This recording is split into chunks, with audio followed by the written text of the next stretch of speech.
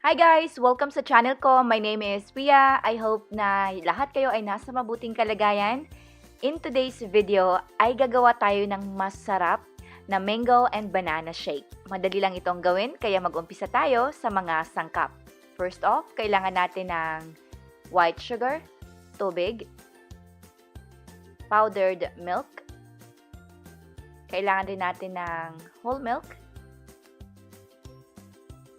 tapos frozen na banana, and then mango. Yun lang. At sa lista ng mga ingredients, kindly check ang description box below. So dito, gumamit ako ng blender. So ilagay nyo lang lahat ng mga sangkap in any order. And then once mailagay na yan lahat, katulad ng ginagawa ko dito, just put the lid on and then turn on the blender and just blend. Ibe-blend natin ito hanggang maging smooth katulad nito. And again, I always say this on my channel, this recipe, hindi kayo madidisappoint kasi masarap talaga. Alright guys, that's all for today's video. Thank you for watching and take care!